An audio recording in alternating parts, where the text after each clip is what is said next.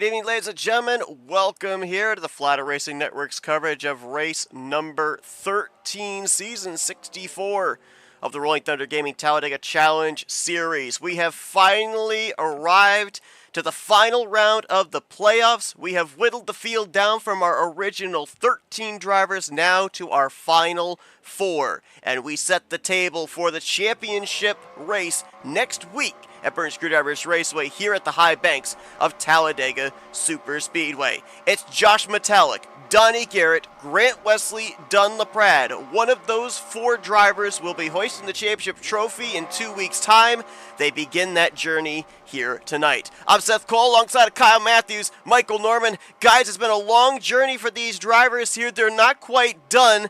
And one thing that we definitely are going to be keeping an eye on with these final 4 drivers today is going to be survival. You do not want to go into next week's season finale behind the 8 ball in a points deficit. You don't necessarily need a win here. It certainly would help out, but you want to have a clean race. And there's 34 other drivers in the field that they're going to be aggressive because they want to end out the season with a checkered flag. So how do you balance that?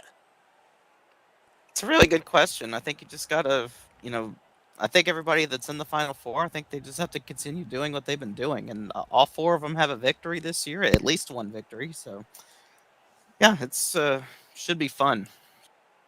Finally is the big thing there. Yes, that was my rock reference for the night. It's going to be interesting to see because with 2 races, it really brings the points into like a playoff system. Instead of the whole one race, whoever finishes the highest wins. No, you got an extra race. You got extra points that you got to deal with. So every point's going to count here. And with Metallic starting on the outside of the front row, he could very, very quickly snatch up those 5 extra bonus points for leading a lap. And we were talking about this before we went on air. I like how they do this format. How it's not just it all comes down to one race. The highest finisher is the champion. I mean, you have 2 races here, so that makes points.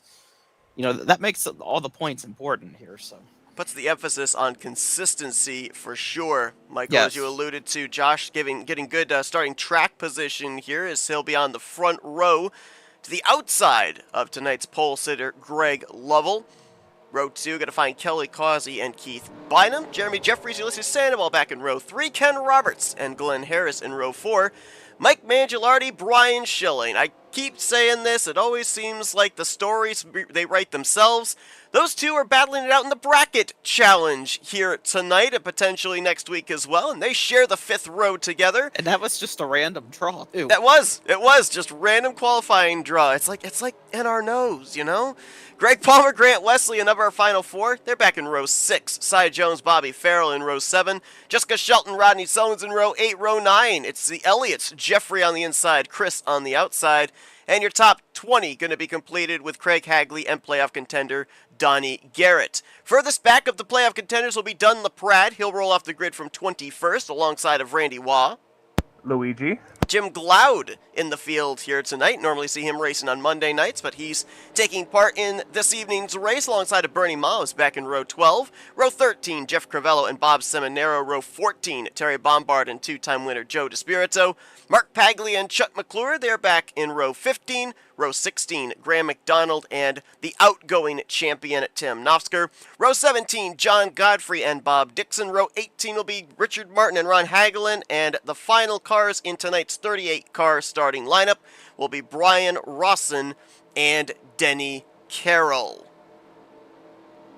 When we talked with a bunch of the drivers last week that finished on the podium and advanced into this final 4, they talked about approaching this race almost with a must-win mentality. Now, obviously, this is the final round. You don't win the championship by winning a race here tonight, but you could get those maximum points and be able to maybe play a little bit more defense than offense in next week's season finale. Here we go, 66 laps to determine who's going to be potentially the favorite to win the championship next week at BSR. We're racing at Talladega.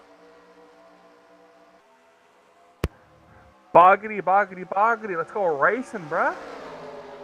Really curious to see how aggressive Josh Metallic is going to be on this first lap. A good opportunity to pick up a bonus point early on, but looked like he didn't get a really good start on the outside. In fact, Kelly Causey drives up in front of him.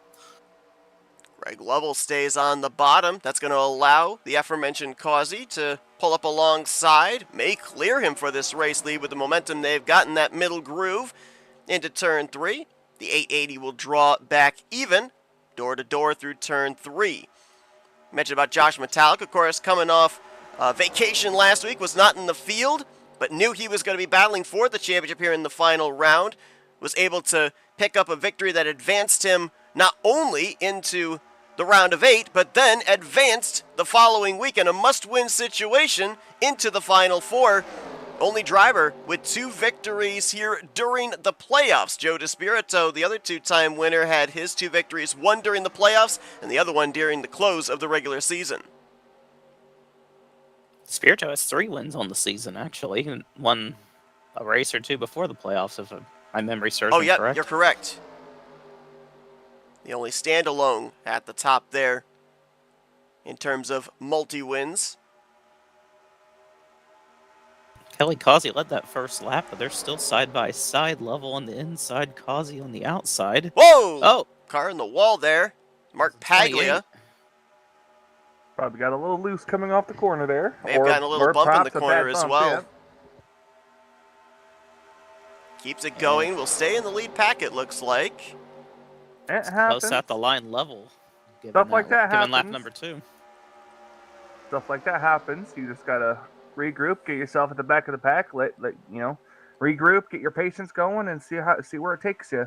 As you see a third lane starting to form back there, but it's the middle lane that's once again getting the upper hand. I believe that was Rodney Sullins I saw there moving up, leading that third line. Chris Elliott in the field here tonight. Right behind him, Bernie Mobbs also up in that third lane. Drivers middle of the pack trying to work their way forward. They're going to get some more help. There's Brian Schilling, former champion. Another former champion, Grant Wesley, who's in the Final Four to compete for the championship this season. Remember the run Grant was on a few seasons ago, ended up winning 3 championships in the span of 4 seasons. Of course, last season, a work-related situation ended up pretty much eliminating him from advancing into the playoffs. Finished out the season strong, though, and kind of brought that same consistency here into the start of season 64, now with a shot at his 4th career championship. Saw Jessica Shelton get on the apron right there. That looked intentional. I probably didn't like what she saw up in front of her. They are getting very racy early on here. Only lap number 4 and are already 3 wide here. Many rows on back. Count it 7 rows deep from 3rd place back to, I believe that'd be somewhere around the 20th, 21st position.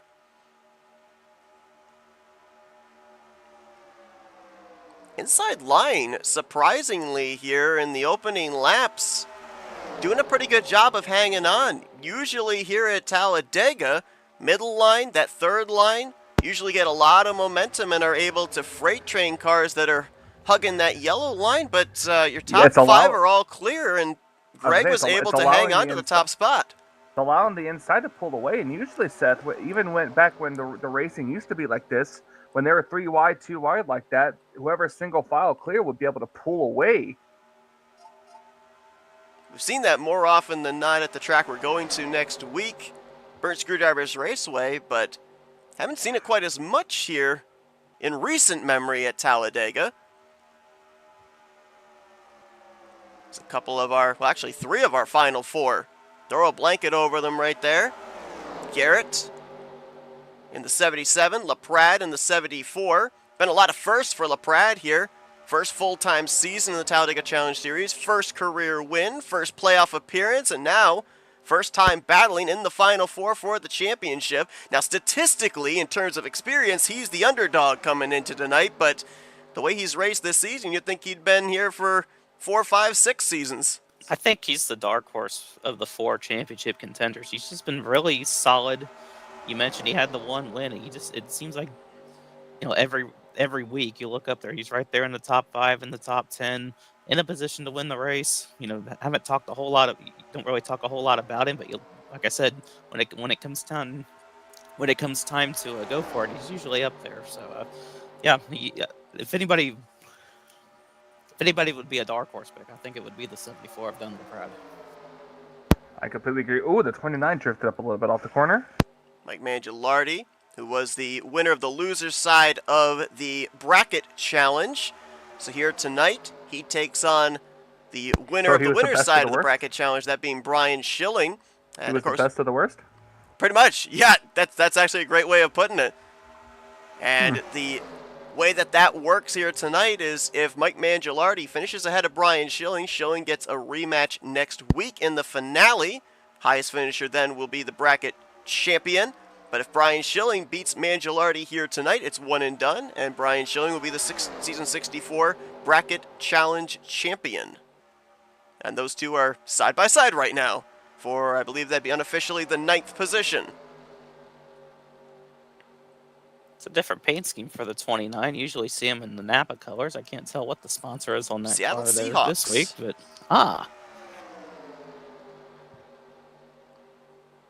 Trying to remember who their current quarterback is. Is it still Geno Smith? I'm not sure. no idea. Kind of apropos that he's running a sports-related paint scheme. Last night here on FRN, when we were calling the race at Pocono in the Grind Cup Series, it was sports night over there as well. A lot of sports-related liveries. There's Chris Elliott. Believe that is an old school Fritos logo on that number 9 machine. We've seen his brother Jeffrey pretty much full-time this season in the 56. First start in the season for Chris Elliott. We've seen him here in the Talladega Challenge Series before, but his first appearance in season 64, running well. He's cracked the top 10. He's right now, I believe, in the 8th position, swinging his way around Greg Lovell as it finally looks like that inside line's momentum has gone away. The middle line was able to gain more and more drivers, and they've been able to really make some hay in that second groove, putting Greg Palmer out in front with Craig Hagley, Kelly Causey now the top 3.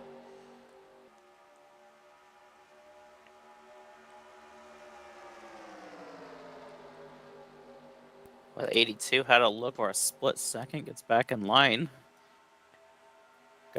Got the bottom groove going. Ulysses Sandoval goes to the bottom. He's going to lead that line now. We'll see if it can gather any type of momentum. You really need a good push if you're going to be down there, but you just lose all of your momentum when you come off of the corner. Like you said, Seth, you lose like about a mile per hour, and that's why not seem like much. It is at this type of racetrack.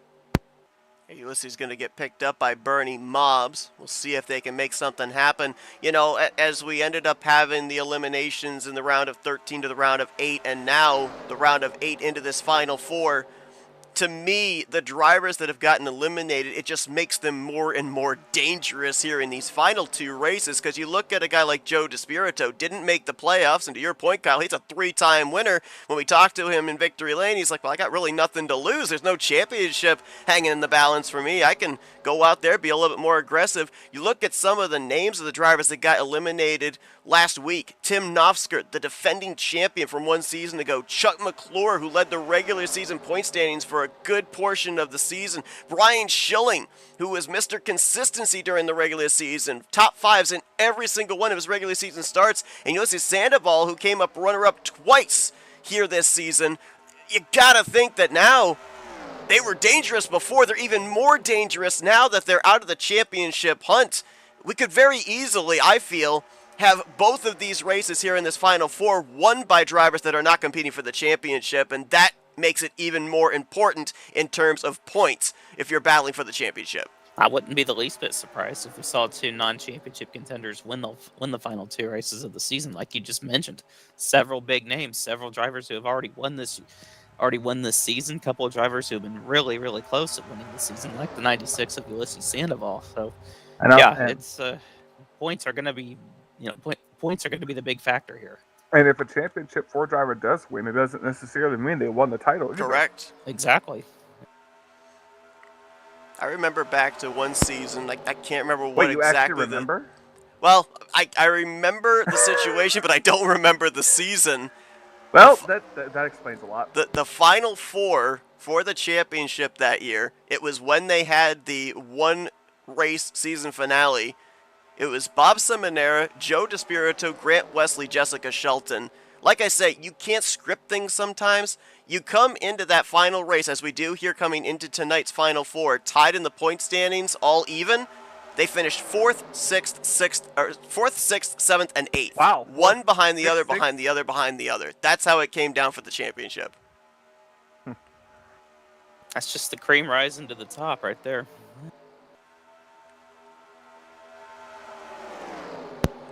Inside line has not moved forward, but they haven't necessarily fallen back either.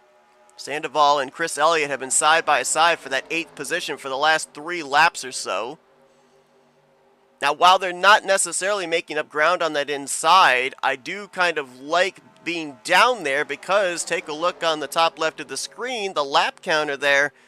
We're about to hit lap 15. We're less than 5 laps away from when these drivers are going to have to start thinking about green flag pit stops. So if you're these drivers up here and you're clear of the inside line, you might want to think about making the jump down so that way you have that inside line entry to be able to make it onto pit road.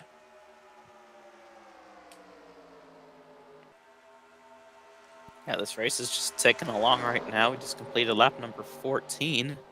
Yeah, got to be. We're Greg getting Palmer. close. We're getting close to pit stops. Should be about 4 laps or so. Unless you're Tom Dixon, then it's probably like 2 laps. You mean Bob Dixon? Bob and Tom. Well, Bob's the only one in the field tonight. You know, it's still a Dixon. I'm half right. It is. You're right. Bob and Tom, that's a really good radio show. I don't know Bob and Tom. I know Click and Clack. I don't know what the hell you guys are talking about. Well, I don't know what show Kyle's talking about, but Click and Clack, the Tapper Brothers, they were an automotive talk show. It was basically you called in with automotive Click and questions. Clack, the Tapper Brothers. Yeah. What And name is they're that? That was literally their names. They're putting the 28 car lap down. We saw him hit the wall, very early on, and I don't know if he came to pit road after that or had He connection did not. issues or I was something, actually but- going to give an update on him. I didn't realize they were closing in on him this quickly. After he got the wall, it looked like he was able to stay up with the lead pack, but I'm almost wondering if he pancaked the right side, might have some aero damage. He had lost the pack, and he was, as we see, in danger of going a lap down if we continue to trend green, which has now been the case. He is the only driver that is off the pace. The remaining 37 drivers are up in this lead pack, so tough break there out of the gate for Mark Paglia. Certainly doesn't look like we're getting ready for green flag pit stops. We're 3 wide again. About 7, 8 rows deep. Brian Rawson, who started 37th out of the 38 cars. He's now up here, about to crack the top 5. Yeah, Rawson's been leading that, third line on the outside, and boy, they made a lot of progress here over the last few laps. Scored Chuck in the 5th McClure position the started last 30th. time by. Tim Nofsker started 34th. They were all up in that 3rd lane.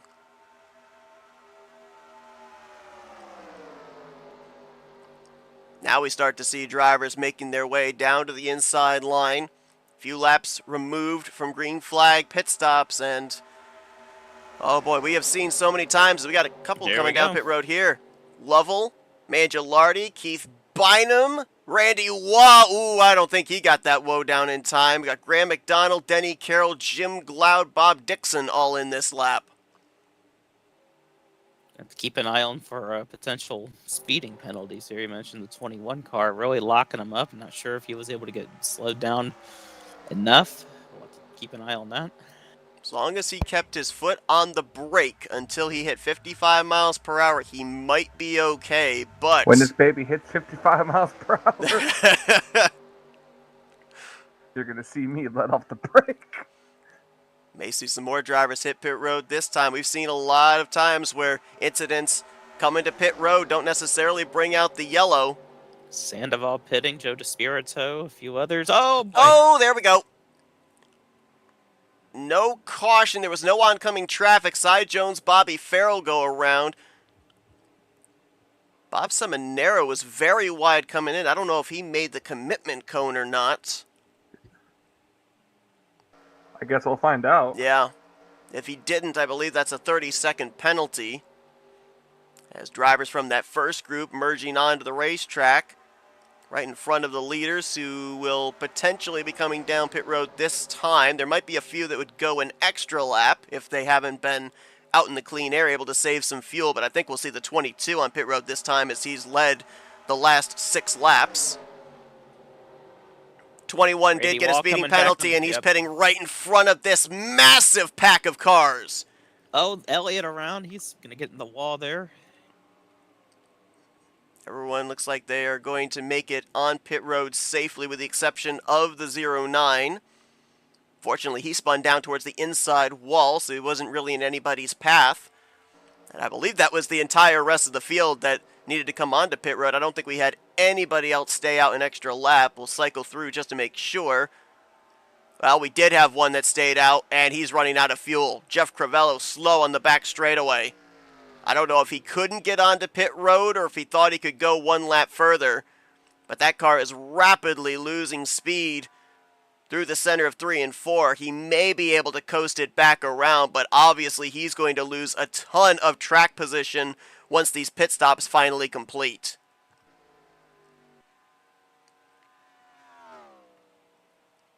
He's thrown it into neutral. He's in coast mode. Crivello on the random qualifying draw started this race from 25th, so he'd have a pit stall around the first half of pit road. The only problem for him is when he gets back onto the track, I don't think he's going to have any drafting help. Nope. He may actually fall a lap down, to be honest, with how long it took him to get around to his pit stall. As this, I think, is where the cycle for the race lead is going to be. Josh Metallic with help from Tim Nofsker around the outside of Grant Wesley. Grant's going to get picked up by the similarly colored race car of Ken Roberts. Now look at that push. Propels Grant to the point. He'll lead that lap. That's a bonus point. Yeah, we had the same thought. Could be a very valuable bonus point next week. Yeah, absolutely. Oh, great, Seth. There you go. There's the two similarly painted cars, and one of them doesn't have the yellow numbers. Yeah, I just noticed that. Ken's in the older paint scheme here this week. Doesn't have the yellow numbers on that 55 machine. And they're both Darrell Waltrip throwbacks, ironically enough. Both Pepsi products too. Yep. And then there's a Pepsi car. Another the Pepsi Alliance. So we have Darrell Waltrip leading Darrell Waltrip leading Darrell Waltrip. Got Buddy Baker lead that. It's like the Spider-Man meme where they're all pointing at each other. Coming up on the lap car, I believe that is the 92.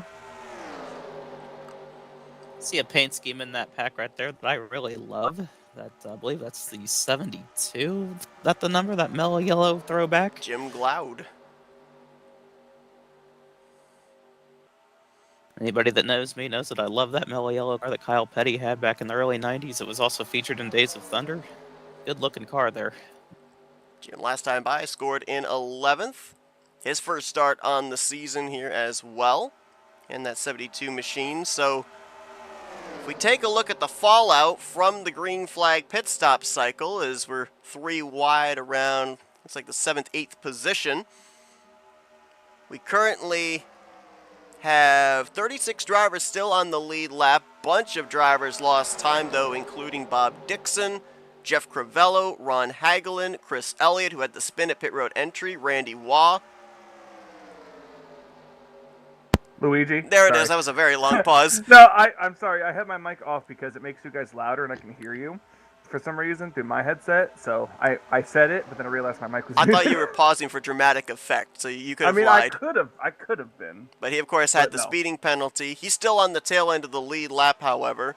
And Jessica Shelton with a lengthy pit stop, it looks like, as well. They've all lost this lead group. Dixon's about to go a lap down here, and we do have one retiree from the race just a couple of laps ago. John Godfrey came down pit road and has taken his car to the garage area, so he will finish 38th here tonight.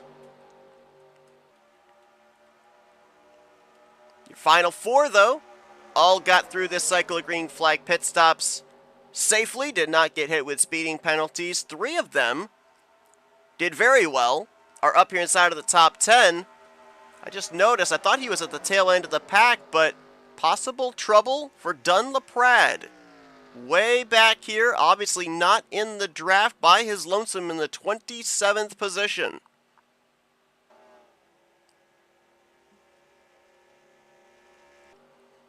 So he's obviously hoping for a yellow. During that round of green flag pit stops, there was just a lot of looked like I don't want to say a lot of carnage, but there were just a lot of cars on top of each other. Some people got held up because of that, and that's why a lot of them have lost the draft. Plus the fact as well, while we try and follow pit road entry, the cycle of pit stops and everything, we're not able to really be able to go through every single car on pit road and see if their path on entry and on exit are smooth. There's a lot of stuff that takes place even right on pit road. Even though there's no attenuator wall, even though it's pretty open with the grass and everything, drivers will still make contact coming into pit road, into their pit boxes, and leaving. It's all very possible on pit road. Oh, we got a spinner and a flip. Well, almost. 63, Keith Bynum catching air. That's going to be a yellow flag, and that's going to save about half a dozen drivers from going a lap down. Yes, it will. Like that might... Is 63 the only car involved? It might have been. I think there was some others that may have gotten some contact, but the 63, I think, was the only one that spun around. This caution is going to save Jessica Shelton, Chris Elliott, Ron Hagelin, Bob Seminara. I didn't see what happened to him, but he was another driver in danger going a lap down. Jeff Crivello, I think. Yeah, despite running out of fuel there, he was able to stay ahead of the leaders. And Cy Jones, Bob Dixon should get the free pass. So there's about 7-8 drivers that this caution really saved. And also add into that list Dunn LaPrade, who we saw had just lost the lead group, one of our final 4 contenders. So now begs the question, we just made pit stops about 5 laps ago. Are we coming back down, top it off? I think so. Especially if you're towards the back. Let's take a look and see what happened with the 63 of Keith Bynum. So it's just past the start-finish line. Oh, Not looked clear. Like he wasn't. Yeah, that gets some air underneath him too, and Kyle put away the flip counter. well, that wasn't a full flip. He got some air, but he didn't quite go over. So Kyle's first question tonight before we came on the air: how many flips are we going to see this week? We had what, 8 last week at Burnt Screwdrivers Racing? I believe I counted 8. Yeah. Half. We'll call this a half flip. Here's a look again. Yeah. Not even really a case of bumper grab. You can visibly see that the left front of Jeffrey Elliott was to the right rear of Keith Bynum. Makes some pretty good contact with the back end of the race car into the outside wall, but could have been a lot worse after those rear tires left the racing surface. Everybody else did a great job of splitting him to left and right to avoid that being a multi-car incident. And it'll be our first yellow flag of the evening. Well, that answers your question, Seth. Yep. There's a bunch of them down pit road here. Bunch of drivers on pit lane here. Let's cut back to live and watch this. Looks like it's just fuel only for most of them. Grant's going to come out with the lead, followed by Roberts, Palmer, Garrett, I believe, just edges out Josh Metallic for the 4th position.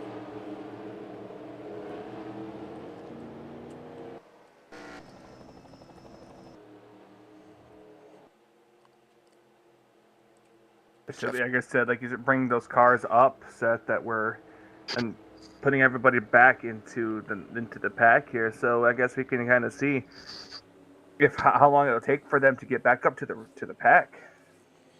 Bynum, who is the caution, it's like he's staying out. Obviously, the ruling here in RTG, if you're responsible for bringing out a yellow, you pit the second time by. So with him staying out, he gets a bonus point for a lap led as well. Looks like Jessica Shelton, Jeff Crivello also stayed out and will probably be pitting second time by. Mark Paglia, as I stated, I believe Cy Jones and Bob Dixon are going to get the free pass. So looking at drivers like Bobby Farrell, Randy Waugh, Luigi, and Mark Paglia, they may think about taking the wave around here. Granted, they'll be about 5-6 laps shorter on fuel than everybody else. But we've seen races where, we'll end up having a caution or two, and then we go green the rest of the way. So this might be the only opportunity these drivers have to get back on the lead lap. So I feel that maybe that's the situation that they'll have to take. See if anybody dives onto pit road here of those cars. Cy and Bob definitely coming in because they're going to get the lucky dogs anyway. Farrell is coming in, as well as the 21 of Randy Waugh. Luigi. And the 28 of Mark Paglia. So surprising. They're not going to take the wave around. Some other drivers coming down pit lane to top off the fuel tank. Craig Hagley, Ulysses Sandoval, Bob Seminara. Looking at the running order, I believe those drivers would have restarted somewhere up around inside between 15th through 20th. So they're not giving up a whole lot of track position coming down pit road for a little bit of extra fuel.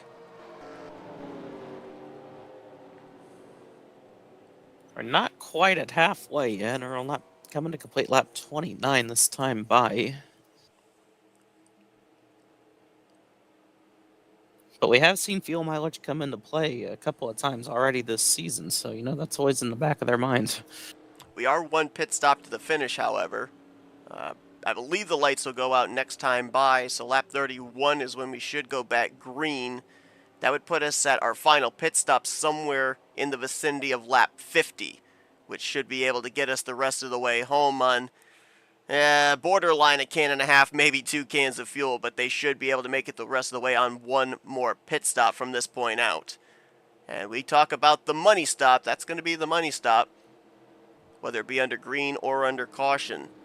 So this was a pretty timely caution for just about everybody. It's unfortunate for the 63 car there, but everybody else really seemed to benefit.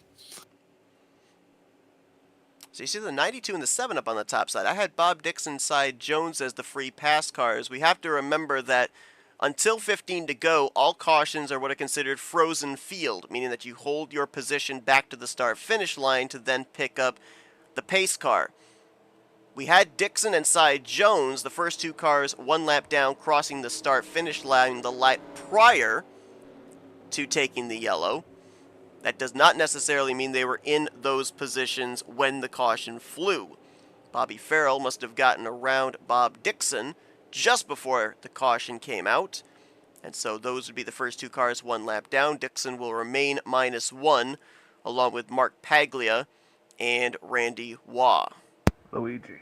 So that's going to give us 34 of our remaining 37 drivers on the lead lap. Again, the only driver out of the race, John Godfrey. And interesting point of note, as I'm looking at our current running order, 2 of our final 4 competitors have led laps so far here this evening. Grant Wesley out in front right now, just led his 11th lap of the night, and Josh Metallic led 2 laps. So Donnie Garrett, who's going to be restarting on the outside of row 2, Dunlap Prad, who's able to be back up in this lead pack after the timing of that yellow. Be interesting to see if they're going to be able to counter that bonus point. And also bear in mind, Grant Wesley currently has the most laps led. That'd be another bonus point paid out to the 88 if he is able to maintain that most laps led status heading into next week. All 4 of those drivers are keeping track of all of that. Oh, yeah. And it's easier for them, at least this week, because they all started clean slate, 900 points apiece.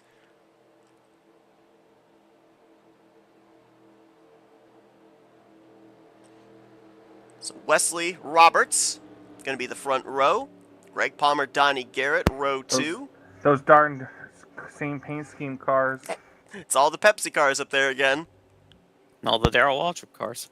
Josh Metallic and Brian Schilling in row 3. Tim Nofsker, Jeremy Jeffries, row 4. And then Joe DeSpirito and Rodney Sullins are going to be your top 10. 3 of your final 4 up inside the top 5 for this restart. Dunlap Prad will restart back in the 20th position.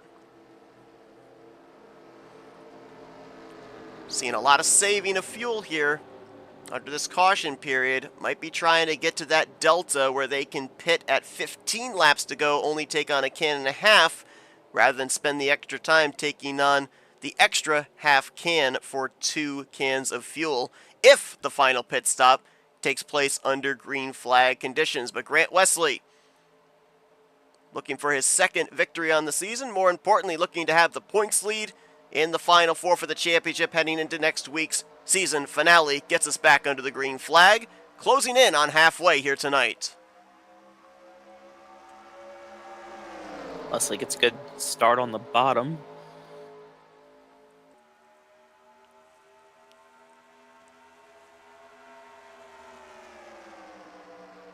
Both he and Palmer going to clear on that inside line. Move up in front of Ken Roberts. That'll leave Josh Metallic to lead the inside line. Wesley already got the 5 bonus points. That puts him in the lead of those final 4.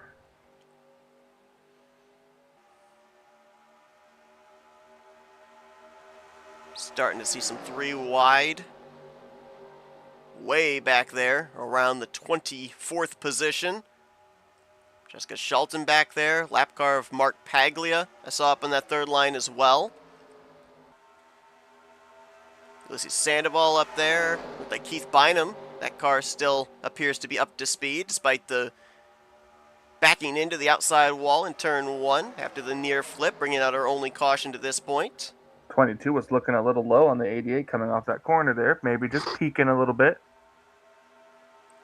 Schilling from the top to the bottom. He's going to get a good run. Looks underneath Donnie Garrett.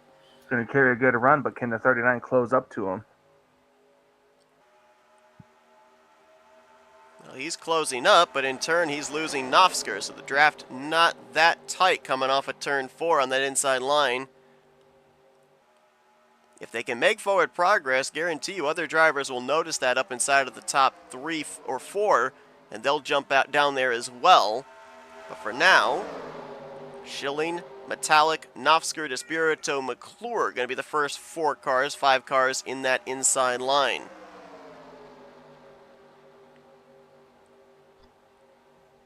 They're trying to get that outside line going right there. You see Kelly Causey, Jessica Shelton.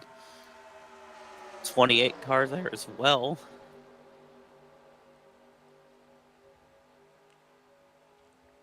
Greg Lovell right up to the back bumper of Rodney Sullins. Had to check up a bit there.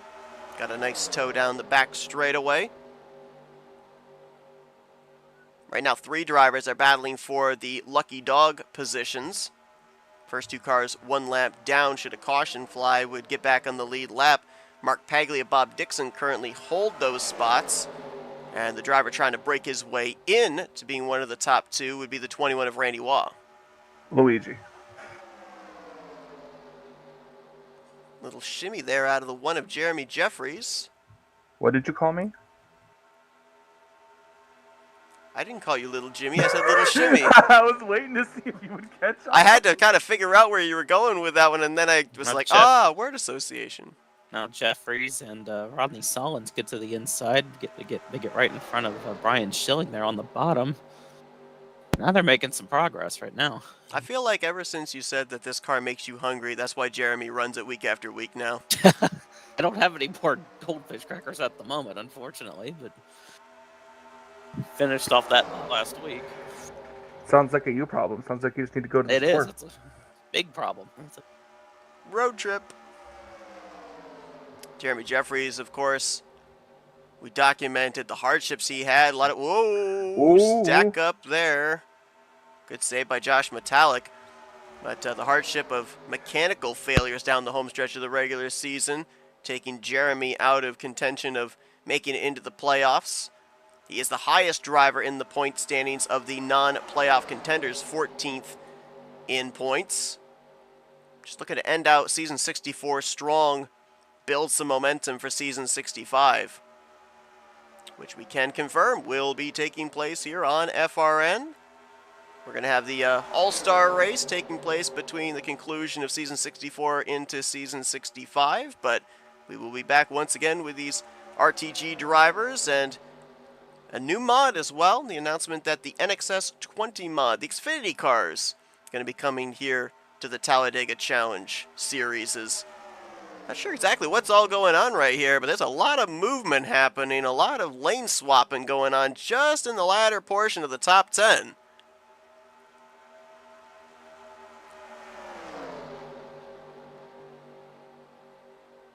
I think a bunch of drivers are just trying to maneuver their way down to the inside line there.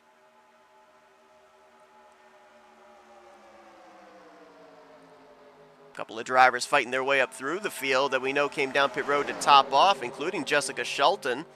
Restarted back outside of the top 25 and now has broken into the top 15.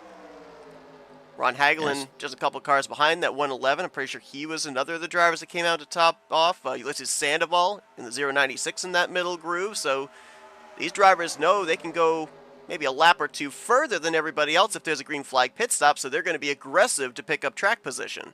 Yeah, Jessica almost lost a lap under that green flag run right after the pit stop. So that caution really saved her. Now she's worked her way up there quite nicely, up in the 13th position last time by. Yeah, a bunch of drivers were in that boat. Also Bob Seminara, who has currently worked his way. Well, wait, there's a boat?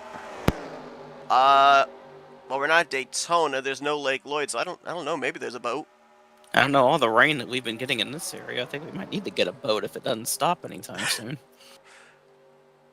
Yeah, we talked with Josh Metallic pre-race. Lives around the Indianapolis area. He was affected by the flooding. Good friend of ours, Robbie Gilvin, also was in the middle of all that. Yeah, the Midwest has been getting pounded with rain here over the last week or two.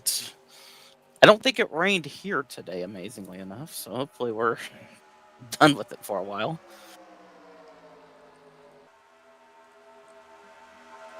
A couple of Final Four contenders working together on the inside line. A couple of silver cars there. Donnie Garrett and Josh Metallic. This is around the 8th, 9th position, trying to make something happen on that inside line. Third lane further back there with Graham McDonald, Ulysses Sandoval trying to work forward, trying to break into the top 10 as the top 6, all single file.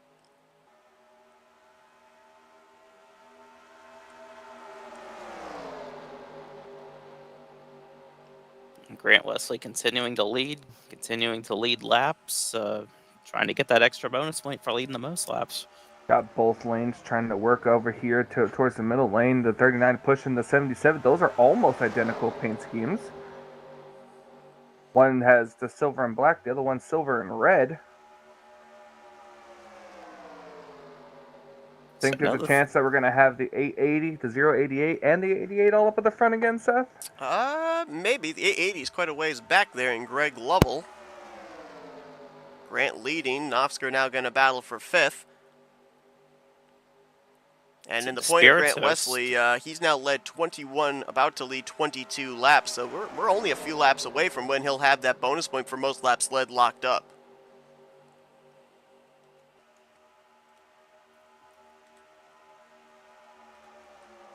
Middle line is where you don't want to be right now. Certainly seems like it. Well, it was for a moment. Your top 5, 6 were in the middle groove. And then they made their way back down to the bottom again. So a couple guys go to the middle, help that line out there. Tim Nofsker, Kelly Causey, man. Chuck McClure, now Jeremy Jeffries leading it. He got a shove, and he almost wasn't able to handle it. That thing got a little sideways. I don't think those goldfish were smiling at that moment.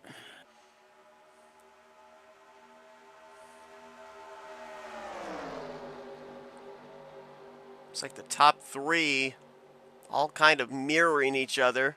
If Grant goes low, they go low. If he goes middle, they go middle. Grant obviously trying to play defense against the 77 of Donnie Garrett, the 39 of Josh Metallic, a couple of his competitors for the championship here in the Final Four.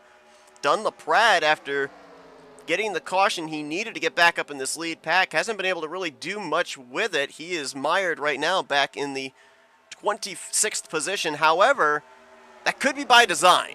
He may not be exactly a fan of what he sees up ahead, and he feels the best way to keep his car intact might be back there towards the rear of the field in case something breaks up here at the front. That's never a bad strategy. Nofsker dives to the bottom now with Chuck McClure. He'll get past Jeremy Jeffries, tries to drop alongside of Ken Roberts for 3rd place. Just informed.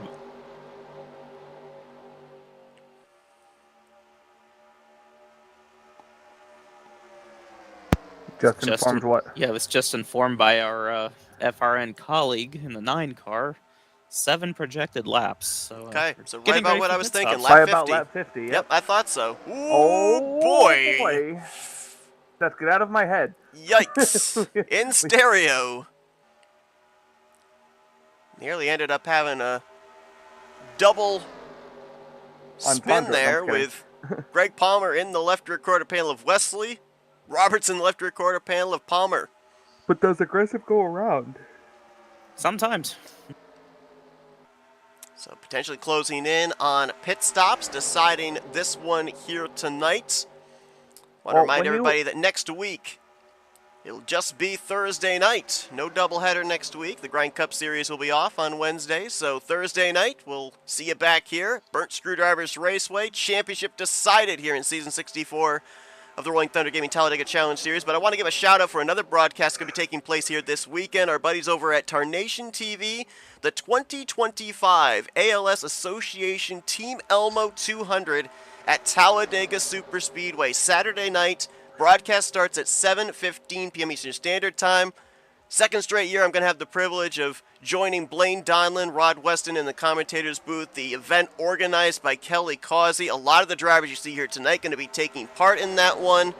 Incredible event to be a part of last year. Can't wait to be able to do it again this year. Again, Saturday night, 7:15 p.m. Eastern Standard Time over at Tarnation TV. Come on over and help support a great cause organized by Coach Kelly Causey, who here tonight could end up heading into that event as a race winner here in Season 64 because he's pushing Jeremy Jeffries in that high line. Kelly Causey's been close a couple of times, especially here at Talladega. We've talked about it before. He was leading under caution with about 2 laps to go and just came up short on fuel and had to pit. So, he would like some redemption for that here in these last 2 races. What's the strategy going to be? You can make it to lap 50, the furthest you can go, but you obviously don't have to wait till then because you got 19 to 20 laps you can make it on fuel. So do you pit this time by? Do you pit next time by? Do you pit early is the question. Well, I don't know if you noticed that little chat button that we've got down there on the bottom of our screen just flickered. So we may end up having a couple of drivers come down pit road here right when the window opens. Could be Bob Dixon.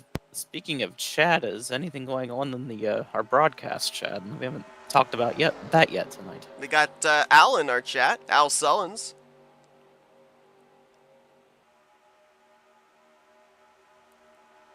Apparently Al says that there was hail in Cullman, Alabama a couple of hours ago. So all around through the Midwest, southern Midwest. Well, it's tornado season in those states, so this is not uncommon.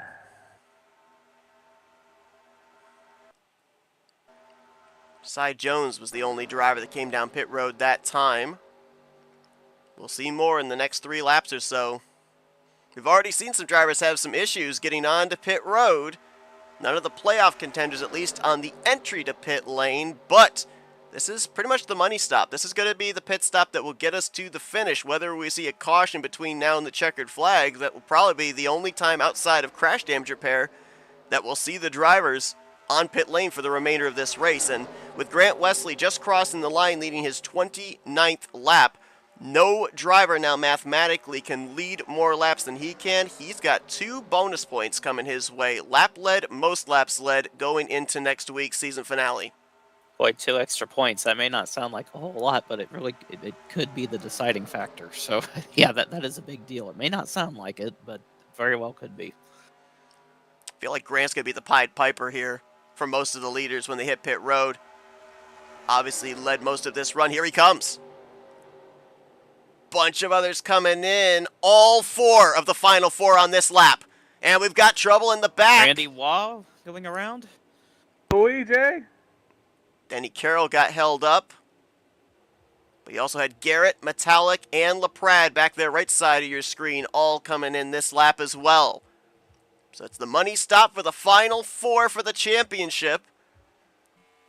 As aside from Randy Waugh having his issue, looks like everybody else got onto pit road safely. Question is, did they get on slowly? Poor Mr. Luigi. Whoa, well, Graham clipping the apron there. And another Darrell Waltrip throwback. That's 4 in this race. I think 5 if you got the 6 car. Most of the remaining drivers coming in this lap being led by the 82 of Craig Hagley. I believe we just had a driver stay out in Mike Mangialardi. Nope, he actually has already made a pit stop. Whoa, Jeremy Jeffries. At that transition right there.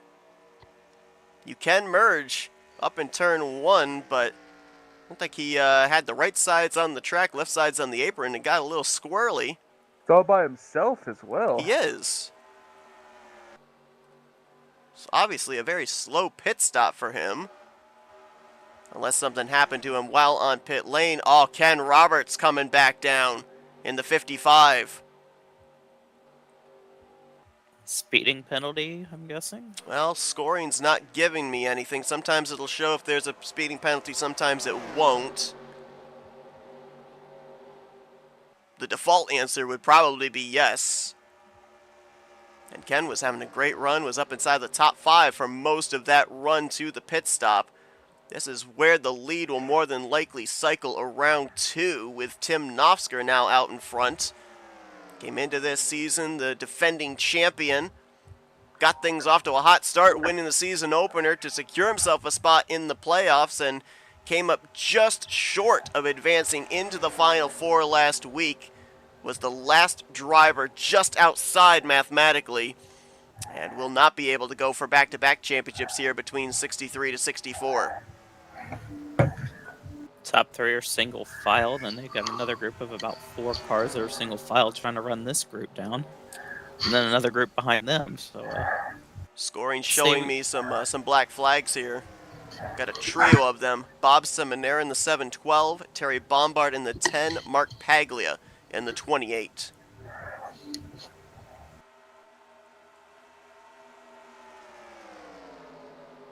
This pack of 4, which is not going to be 6, should be able to catch those 4 and no problem. Got Donnie Garrett, Jessica Shelton, Josh Metallic.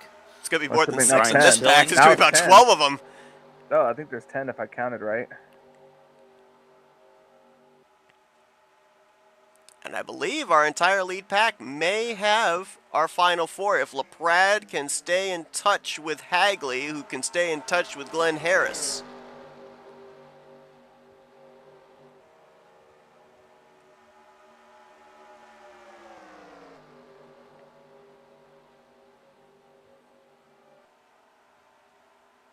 We are now past 15 to go, so all cautions from this point on would be raced back. No longer frozen field. Donnie Garrett. Wow, what a... He's got momentum. Might as well take it somewhere. He's got Jessica Shelton and Josh Metallic going to go with him. They're on the bottom, side by side with Nofsker for the race lead as Seminara comes to pit road. Yep, saw him peeling off, having to serve the black flag penalty. Terry Bombard and Mark Paglia have already served their black flag, so at least 4 drivers we know of got hit with speeding penalties here on the money stop.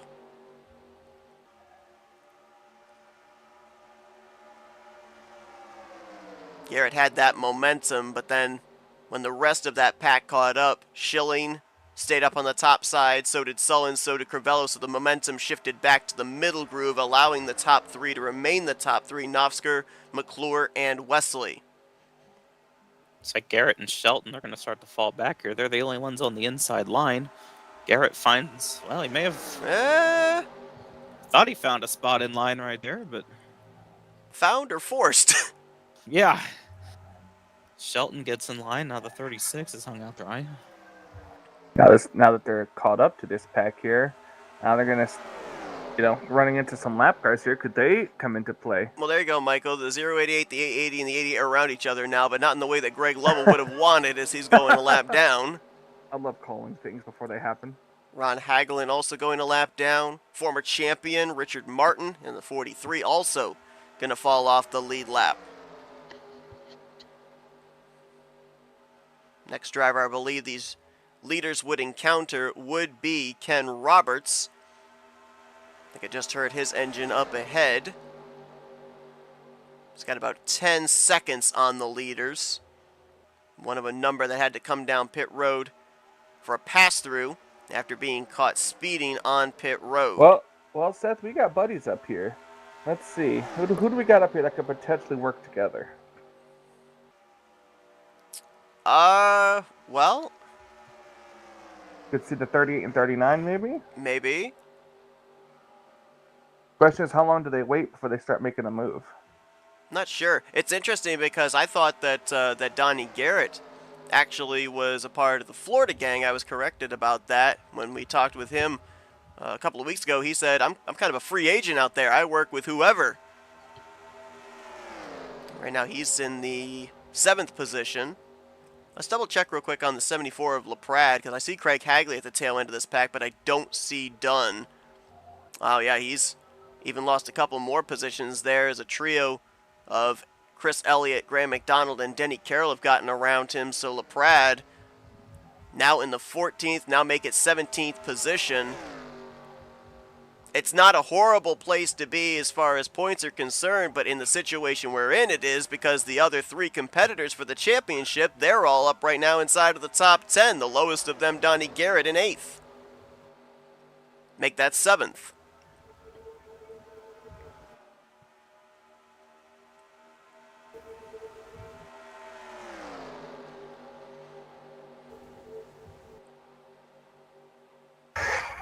So you think about the fact if we end up having these drivers all finish where they are right now, that's 10 points difference between Garrett to LaPrade, which would pretty much be must-win situation for LaPrade next week, and even then may not mathematically get him the championship if indeed the other 3 competitors finish up here inside of the top 10.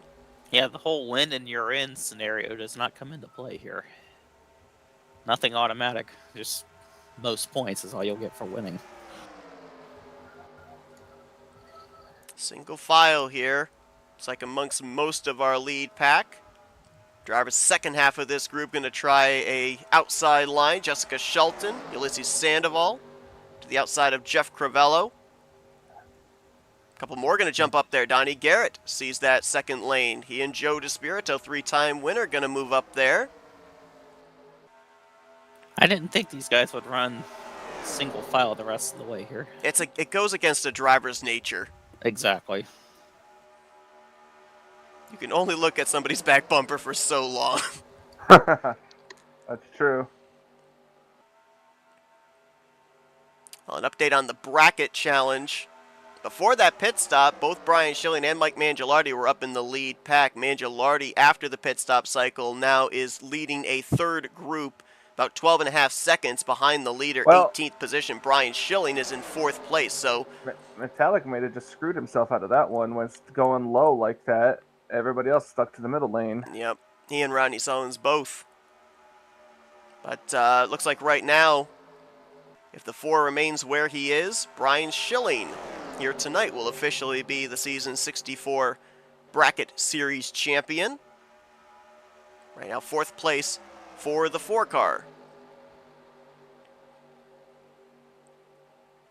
Starting to close in on that point of no return mark as well, lap 62. We do have lap machines.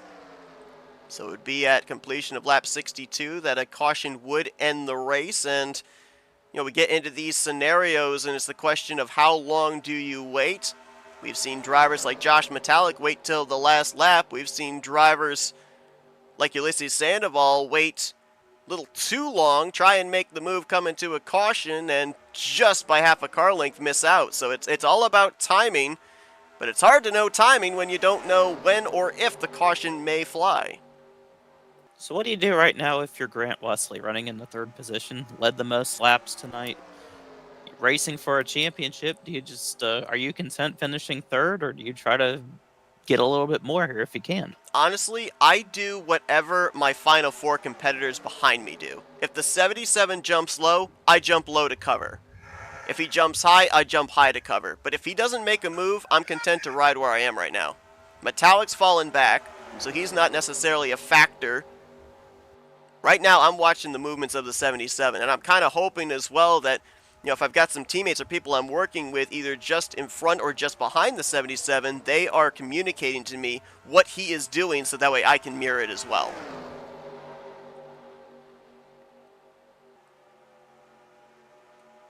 Keep watching. Lion here, trying to get an outside lane forming with a lap car. Yeah, these are 2 lap cars leading this outside line. And they're going to pick up some friends there. Shelton, DeSpirito, Garrett going to move up there. Sandoval trying to tuck in, but he's not going to have enough space. It's like Ulysses might get hung out to dry here unless he can get to the back bumper of Brian Schilling. But they're pretty organized on that outside line. Now oh, Wesley there you go. Jumps up yep, just like you said, Seth. Wesley jumps up right in front of the 77. Not necessarily utilizing the 77 to get to the lead, but just making sure he's in the rearview mirror. For Grant, the goal is to finish ahead of the other Final 4 competitors. Nofsker going to move up there as well. Chuck McClure says thank you very much. He'll go to the inside with help from Brian Schilling to try and take the race lead. And notice how there's no inside line now. There's a middle line and an outside line. Nobody was against that yellow line going through 1 and 2 that last time around. They're coming up on a couple of lap cars. I see Bob Dixon right there, not too far ahead of these guys.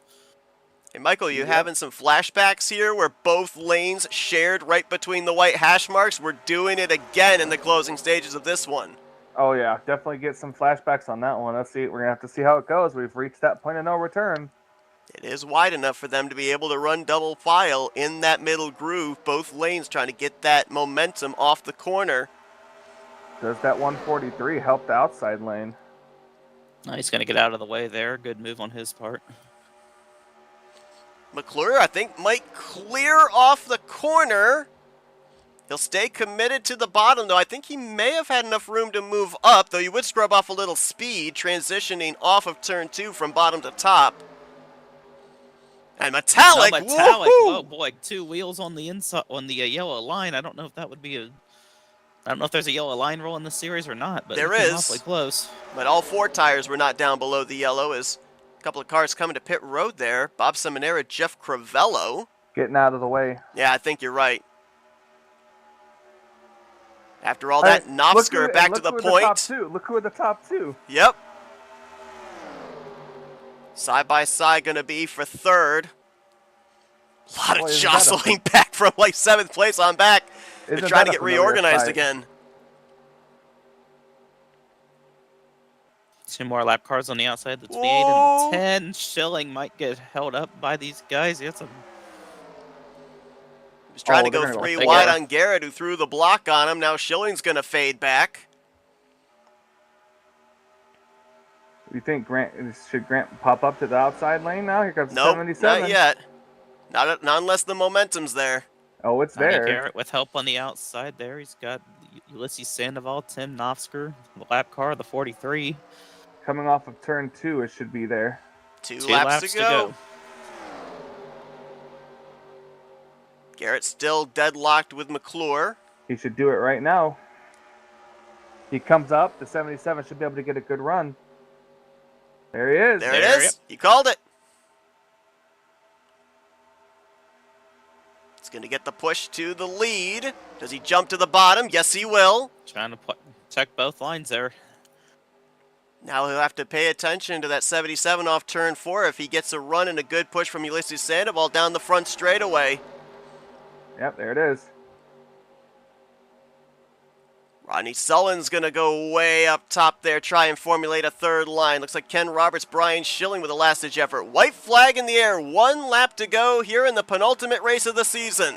77 did not, or the 88 did not jump out in front of the 77 like we thought he would. Side by side between 2 of our final 4. If the 96... Oh, Nofsker! Got bumped! He's going to go around! He's going to get hit by Ron Hagelin! We stay green. That just killed the inside. Ulysses Sandoval now to 2nd. Donnie Garrett leading. Sandoval almost got to the right rear of Garrett. Cut low, Ulysses, cut low. He's going to stay up top for the time being here. Off turn 4, Donnie Garrett. Here comes Sandoval low. Garrett goes for the block. Be enough. Too late. At the line, Donnie Garrett's got it. Donnie Garrett. gonna pick up the victory. More than likely, well, let's see where everybody crossed. It may be a tie between him and Grant Wesley, dependent on, well, no, actually, no. Because Donnie would have led a lap there, leading the final lap. His only lap of the night, by the way.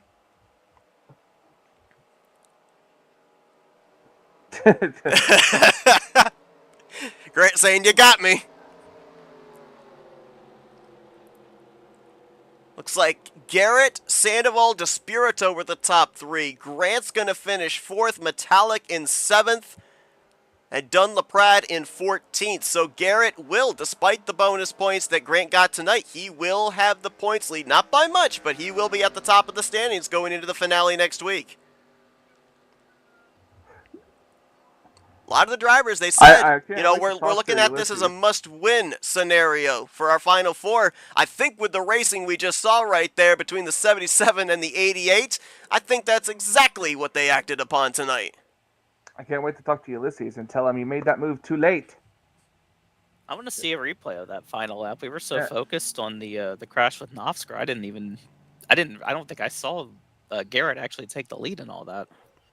Well, it ruined the inside's momentum as soon as he got turned sideways like that. And Ulysses, when he was coming off of turn 4, had enough momentum. The 88 was coming. He could have moved down to the inside and got a quarter panel on the 77. And then I think the 88 could have helped push him. But that's just my opinion. Problem is, though, we'll go back and we'll look. Was the 96 clear enough to be able to do it, or could we have potential bumper grab? Because obviously, with our camera angle, it looked like he was clear. It may have been super close. We're going for the win, man.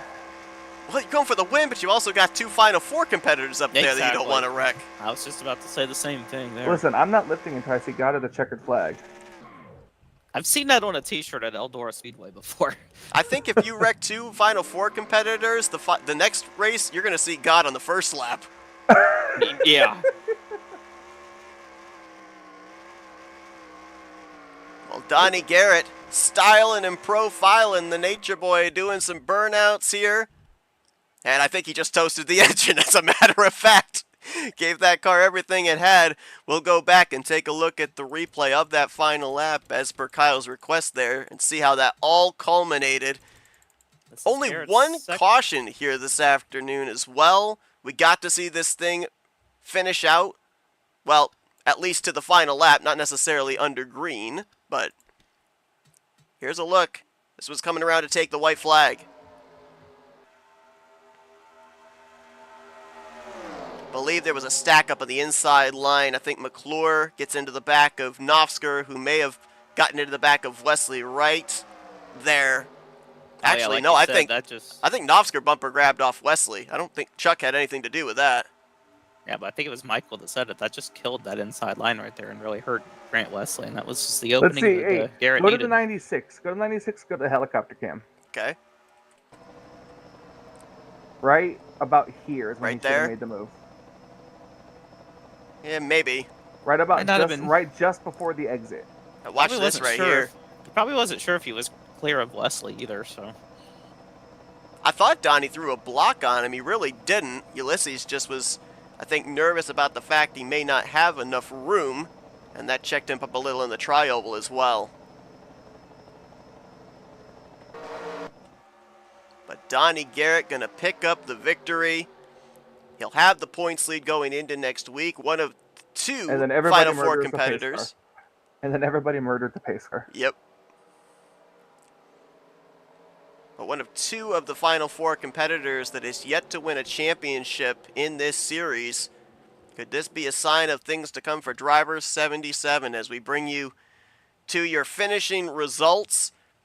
Bridesmaid once again for Ulysses Sandoval. This is, I believe, now his 3rd, maybe his 4th runner-up finish on the season. Garrett with the victory. DeSpirito continues to play the hot hand as he finishes on the podium again here tonight. Grant Wesley, he'll have 2 bonus points coming his way for leading a lap and leading the most lap. It's a race-high 28 circuits out in front, so he'll finish top 5 in 4th. Rodney Sullins will bring it home in the 5th position.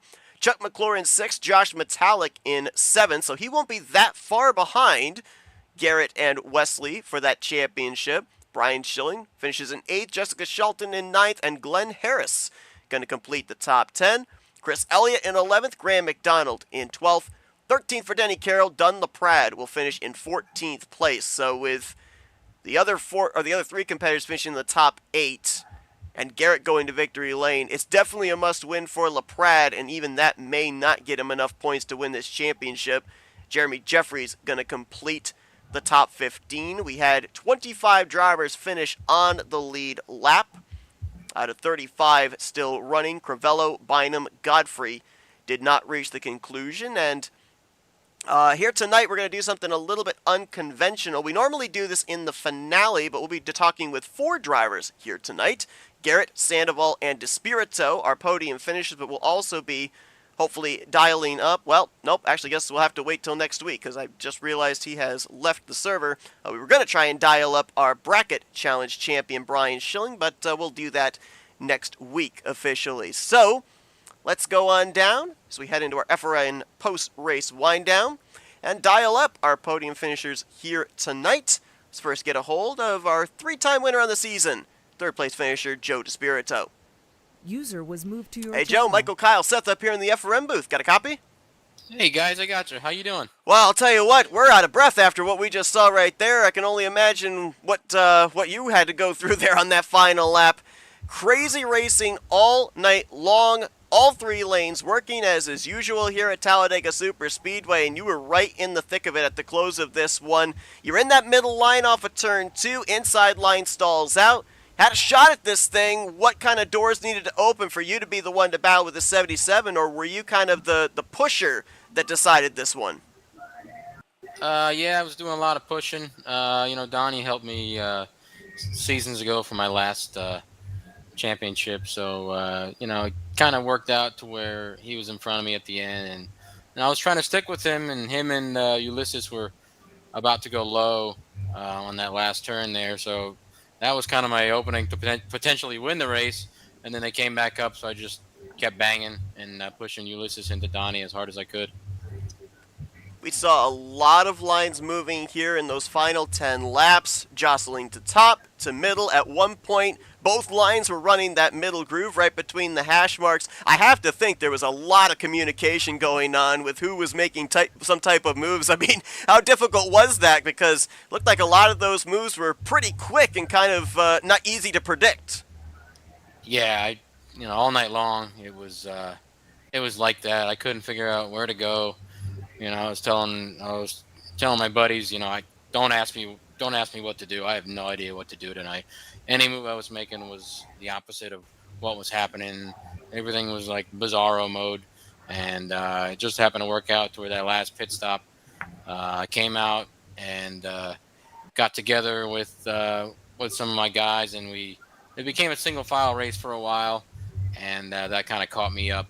But before that, when it was like a parking lot, I couldn't tell you where to go.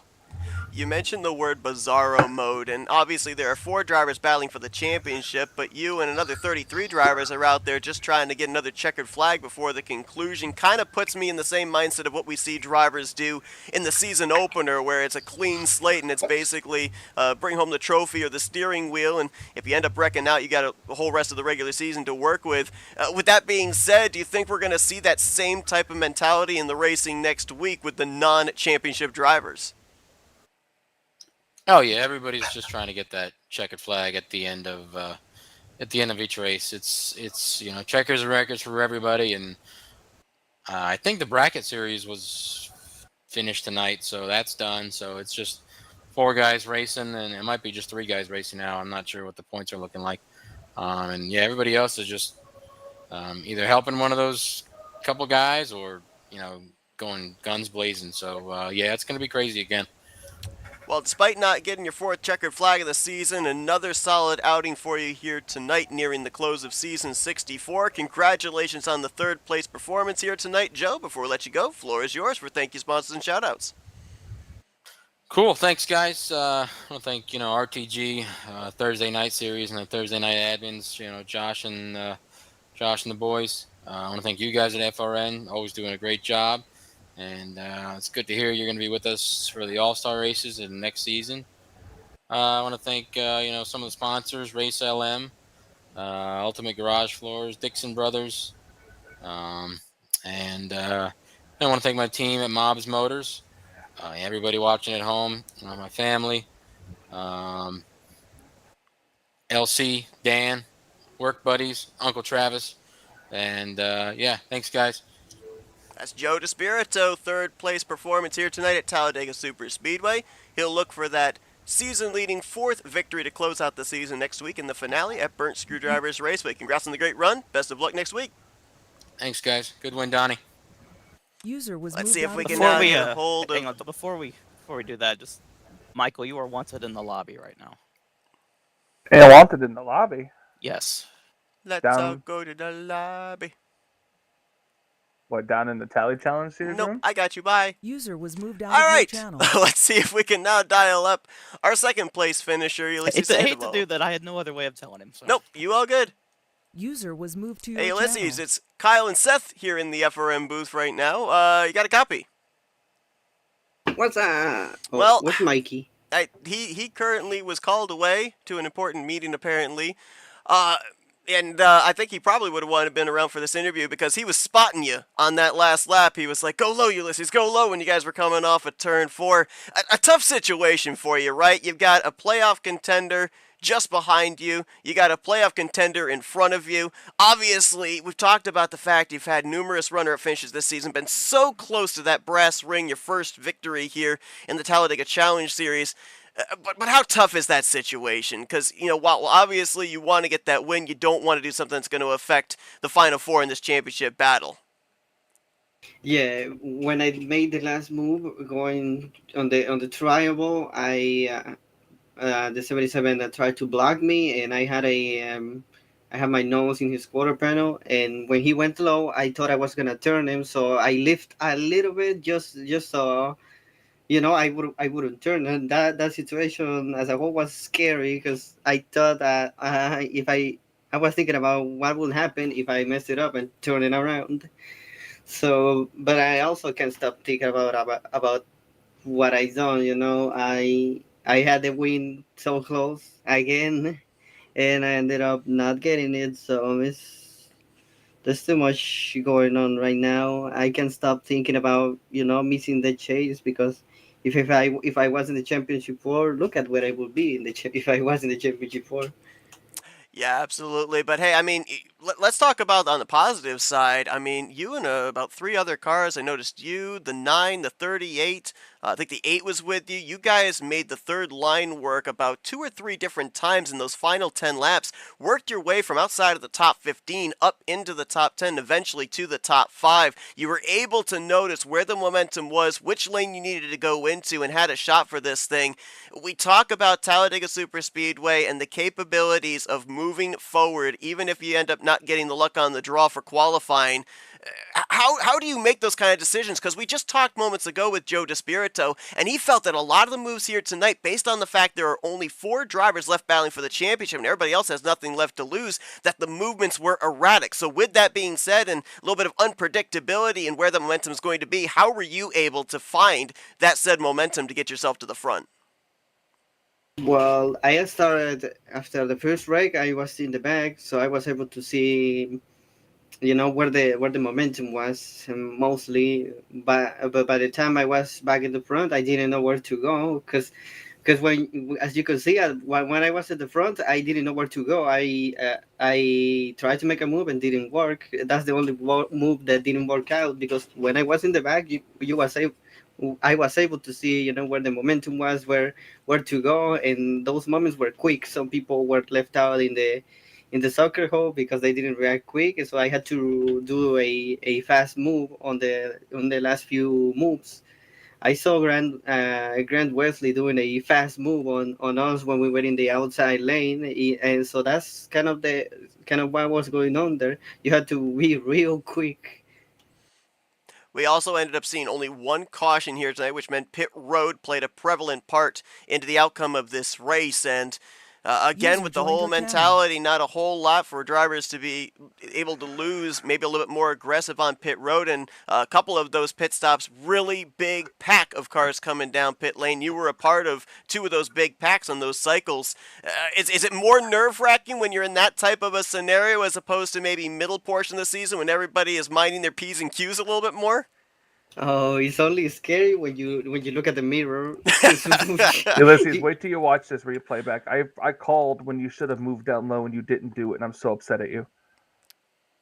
Oh, the thing is, Mikey, that I don't really trust because last time you said that to Jess and it didn't work out. Oh, Well, I he's didn't got say you it- there. I didn't say it to you specifically, though. I was screaming from the broadcast booth where you couldn't hear me to go low. I don't know, Well, I mean, Michael. Michael- I think he's got you in checkmate.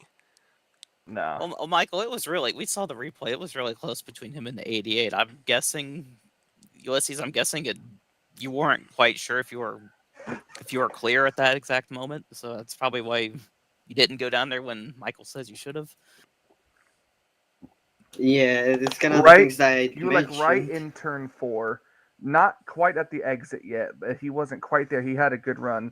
If you would have moved low, he would have gave you a nice bump right off the corner that would have gave you momentum to go side by side. Or into the inside wall. Or I mean, either way, it still would have been a better try. I do appreciate the try though. You made a very good finish, but I'm upset because I knew you could have won that race. No, I don't see that if I went to the bottom. There was a few cars. There was barely any run to get over there.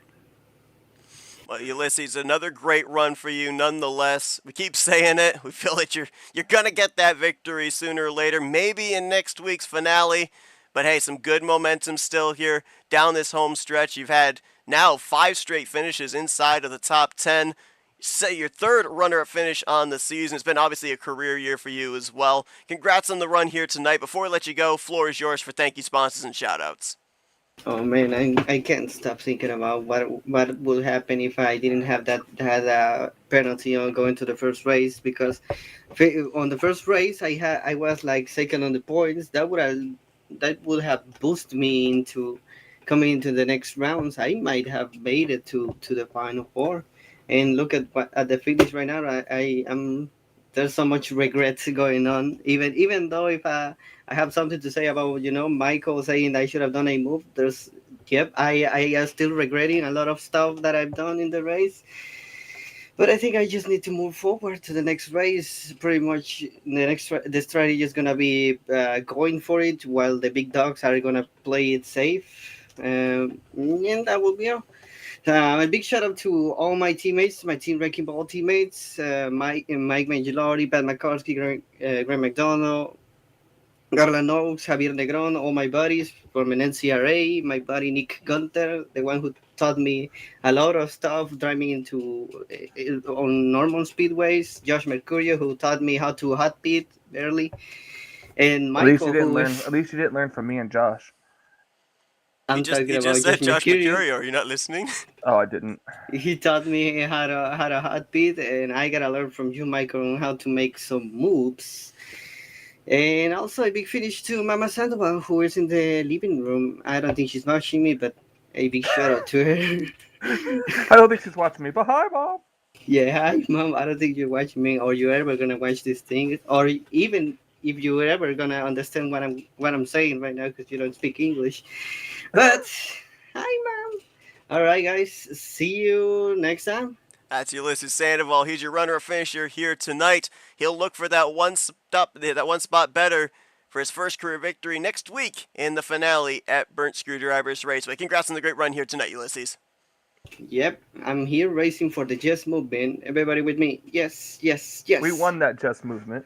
All right, so let's say yes, yes, everybody. Yes. Yes. Yes, yes. Bye. User was moved out of your Let's channel. get a hold of Also- tonight's race winner. He will be going into the championship race next week as the points leader, picking up his 2nd win on the season. Let's dial up the Nature Boy, Donnie Garrett.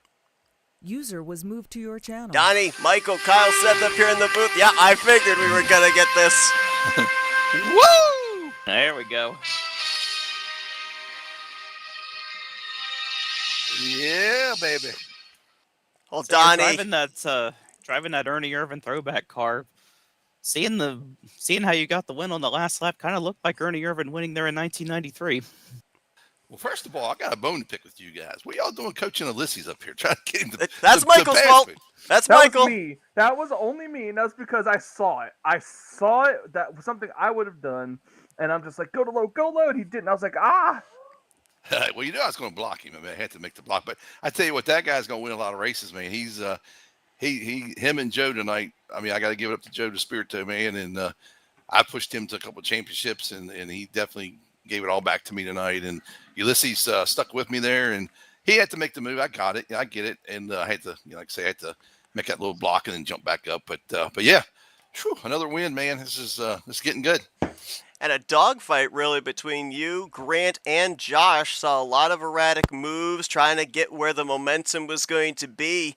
How difficult is it to do that while at the same time we talked with just a couple of the non-playoff drivers moments ago in Ulysses and Joe, and they felt that not only themselves but most of the other non-playoff drivers were of the checkers or wreckers mentality. So, obviously you got to plan out your moves to keep everybody else of your championship competitors behind you, but at the same time, you don't want to be getting taken out by an aggressive move of the drivers around you.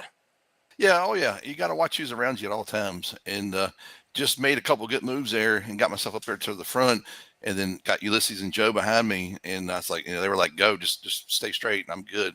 And but I tell you, Grant, he come across me. He come across me one time there when he made that move up when I got that run. I don't know how we didn't wreck. And I mean, I'm telling you, when he come across, I contacted with him in the back the minute he got flush with me.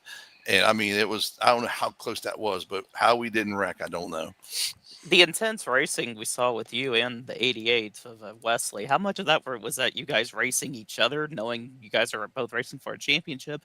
And how much was it was you guys, trying to win the actual race? I tell you, man, when I get in that little spot, and I get in that zone, I get into it's like I don't know, I'm looking down a tunnel, and I mean, I was just tight. I was just trying to stay as tight on him as I could.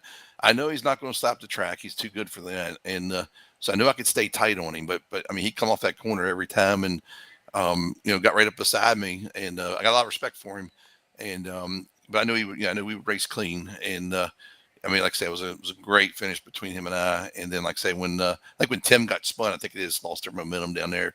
But that was going to be an interesting finish between me and him. I think we would have been banging doors pretty hard coming out of the travel if we'd have been beside each other. Well, it bears noticing that the track we go to next week, Burnt Screwdrivers Raceway, you got your first win on the season that locked you into the playoffs at that venue. And we talked with a bunch of the playoff drivers last week, and they said coming into tonight, they're treating this race as a must-win situation. That way they can have the maximum points going into the final race of the season. Point standings are in. It's really close. 5 points over Grant, 10 points over Josh. So what's the mentality going into next week now? Do we still have the tunnel vision, the must-win mentality to try and get to the front, stay at the front? Do we do a little bit more point situation or track situation to the other drivers? What at least here and now does the strategy look like? And could that change by the time we take the green flag next week? Absolutely. I mean, all that. It's I'm going in. 5 points is a lot. I mean, that's a couple positions here or there. So again, I'll be what I did tonight, set on the bottom, all night, just kind of sit on the bottom, just ride. Just try to stay out of trouble, and get good pit stops. But that'll change towards the end of the race when. I said that last week. I mean, I think I finished third last week, and I said that I feel like you have to win one of these races to win this championship. I mean, you got to. Just in past seasons, watching what happens at the end of these races, and everybody, I tell you, a lot of respect out there tonight for us guys that were in the chase. I mean, these guys gave us a ton of respect. I appreciate that, and but yeah, like I say, I figured you was going to have to win a race. It ain't over. I mean, like I say, next week could get turned over. But you never know. Like I say, I'd rather be in this position than be behind. And but you win the race next week. If I can win the race next week, I win the championship. So that's what my focus is. And just a fact check on my side, because didn't get the opportunity before the website had its issues and everything. This is your first championship that you're going for in the series, correct? Yeah, there's a reason for that. And I take about 6 vacations a year. I'm fortunate to do that, but I don't ever run a full season. And this season, this particular season, is the first season probably in 15 seasons that Wow. I ran the whole season, and I still make the chase. But the problem is when you miss a race or two, but then you run good all the other weeks, you end up so low in the seeding when you come in. It's hard to get out of those first rounds because of the competition. But this particular season, I actually won a race, and so I had those bonus points, and I ran all the races, so I come in seated higher, and then just had I've had great finishes in the championship rounds, and this just propelled me to where I'm at. But I hate that, but again, vacations are nice. Absolutely. Well, Donnie, congratulations on getting this round of the Final Four off to a hot start. Second victory on the season, carrying the points lead into next week in the hopes of hoisting that championship trophy for the very first time. Before we let you get back to your celebration, floor is yours for thank you, sponsors, and shoutouts. I just want to give the owners and admin thanks here. Sullen's Paints. I mean, that Ernie Irvin car, man, I tell you one thing, it's done me wonders this year, and I really appreciate Rodney painting that bad boy up for me. Ulysses, I love that guy, man. I mean, he's really come on as a driver, man. He was a little wild there at first, and but he's really settled down, and you can see by his finishes, he's getting a lot more respect, and people are racing with him.